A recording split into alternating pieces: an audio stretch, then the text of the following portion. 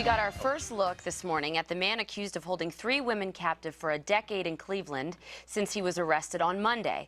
A prosecutor told the judge that Ariel Castro is the captive now and the women are free.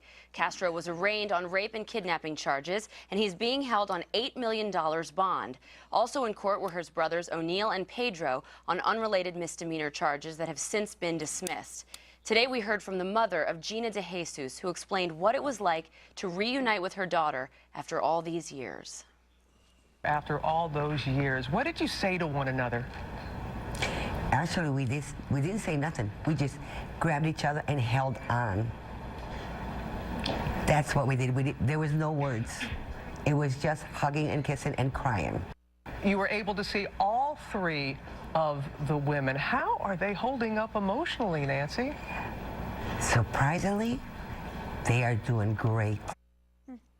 One of the aunts yesterday asked for the privacy of these girls. Dana, I think these girls should stay out of the media as long as they can, and Absolutely. I think we should leave them alone. What do you think? Yeah, only when they're ready, and if they are ever ready to talk about it. It's amazing what love from your family can do to heal all the years of scarring that they have gone through.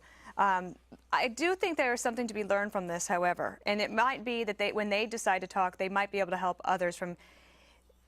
In the statement, it says that he would lure them into the car by offering them a ride home. And that was always the thing that you were always worried about, like, don't get in a car with a stranger.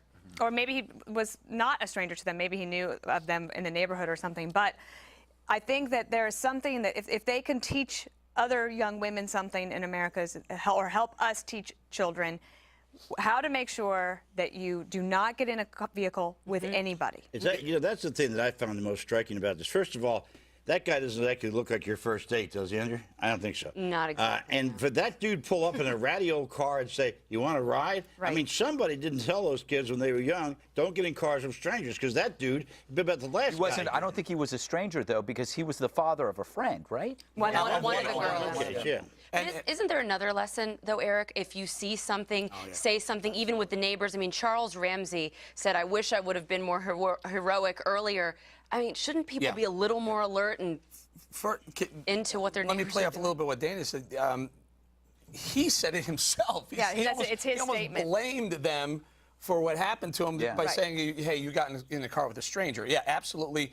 You know, that's one lesson, don't get in the car with a stranger. The other one is, if you're a neighbor of any, just say something. Just say something. If it looks strange, like, you know, when they said that the cops came because somebody said they saw a young girl tapping at the window in the attic. Right.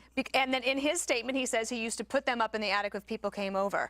And the cops come by and they're like, nobody answers the door, so they leave. Okay, I can understand that, but doesn't that somewhere in the community, doesn't it sit there and fester?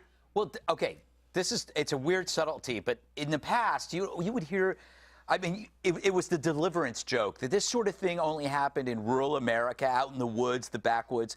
But today, many of our inner cities are backwoods. They're dying. The new outback is now the inback. The new breed of hillbilly is the city billy. As people are leaving the cities, you have houses like this that are boarded up with not a lot of neighbors going around, and this stuff happens because nobody bothers to look. They're too scared. But at least we stopped the Keystone Pipeline. Well, if anybody saw your place, they would have the same reaction. But if you call the cops, why wouldn't you follow up? Make sure the cops go into the house. Right, that's what I think. That nagging feeling of I could have done more. But isn't it like, well, that's a private matter? Oh, there's girls in the backyard who are naked. We shouldn't say anything. But Mind your own business, all everybody. All bets are off. There were 3 girls abducted 3 miles away from there. The cops should have been on notice that if it's strange, if they get a call, take the extra step. Open the door if you can, or look in. A couple other thoughts very quickly. $8 million bond doesn't seem low.